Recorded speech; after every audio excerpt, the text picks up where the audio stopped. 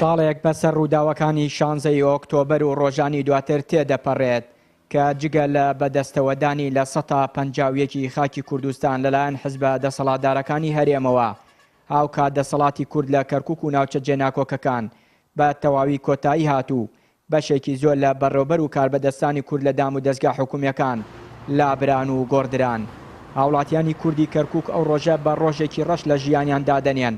کە دوای 14 ساڵ لە دەسەڵاتی کوردی ئێستا ماوەی 1 ساڵە کورد بێ دەسەڵاتترین نەتەوەیە لە شارەکەدا. بە نسبەی کەرکووک وەڵاوانی چیان ناگەرێت.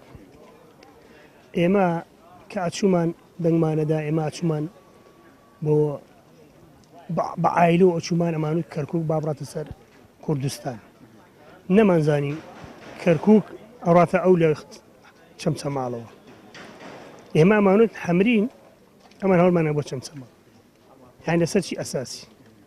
هەر شتێ بووایە بە یەکتریان بووتایە باشتر نەک ئیسەمە بارمان نارەبەر لە کەرکووک وەڵێ عاجزین زۆر عاجزین کەسی تێنەماوە شارەکە ئەوانی تێ و دەست بۆ چی ئەبەی ناوێری باش و خراپیان بێکۆ بردووە. وڵای لە ئێستا دەسەڵاتی نییە بەخوا بە هیچ دەسەڵاتی کوردیتیان نیە ناکەروە ئارەوەڵە هیچ دەسەڵاتێکی تیانی تازە شتەکە فۆشرا ئارەوەڵە بازێکەتی باوێ لێرە یەکەریش بە حاڵ ئەچ ناو مەنتەقە عەرەبیەکان حەساب بۆ ناکە وەڵا ئەنجا گەنجی کورد هەریتیانەماوە هەر حەسابی بۆتیان نەکرد لە کەروگە ئاوەڵا ئەوەی بەس عەرەب باوێ لە کەروگە. وڵای 16 ئۆکتۆبەر ئەوەی پار ڕاستە شتێ ناخۆش بوو کرا بەڵام ئێستا حالیان خەڵکی کەرکووک زۆر بەخۆشیە ژێ و 16 ئۆکتۆبەر ئەگەر ئەتیفاقی شتێک کراوە ماڵی خەڵک نەسووتا خەڵک دەربەدەر نەبوو خەڵک لە شوێن خۆی دانیشتو و ئیشی خۆیەکە ئەوەیشی ئەڵێ لە کەرکووک وەزع خراپەوەین هیچ ڕاست نییە ئەو تا ئێمە کاسبی خۆمانەکەین دوکاندارین و دەین و ئەڕۆین بەخوا کەس ناومان نایەنێ و واللهی ئیداری و سیاسی ئەوە خۆیان ئەزان ئەوان بۆ غاگەڕێنەوە بۆ کەرکووک شتێتر ئەڵێن یعنی نازانم بانێکە و دووهەوە. چاودێرێکی سیاسیش پارتی و یەکەتی بە بەرپرسیار دەزانێت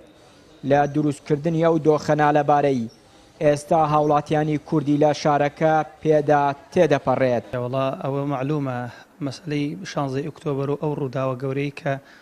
میلەتی کوردی بە چەندەها ساڵ گەڕانە دواوە هەردوو ئەم قەضەیە لە ئۆباڵی هەردوو حیزبی دەسەڵاتدارە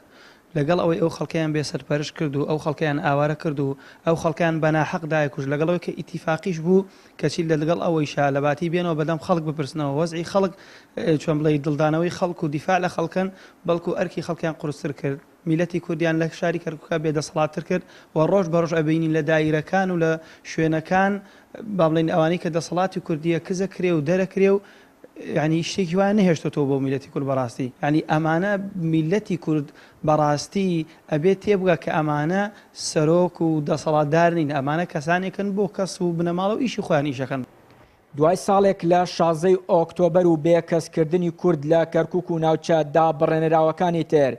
تا ئێستا پارتی و یەکێتی وەکو دوو حزبی دەسەڵات نەیانتوانیوە لە بەرژەوەندی کورد پێک بێن و کەرکووکیەکان لەو دوو دڵیە ڕزگار بکەن کە ماوەی ساڵێکە لە سایەی بڕیاری کوردبینانەی ئەواندا لەو ناوچانە بۆیان دروست کراوە. چیانوری کەناڵی ئاسمانی پەیام کەرکووک.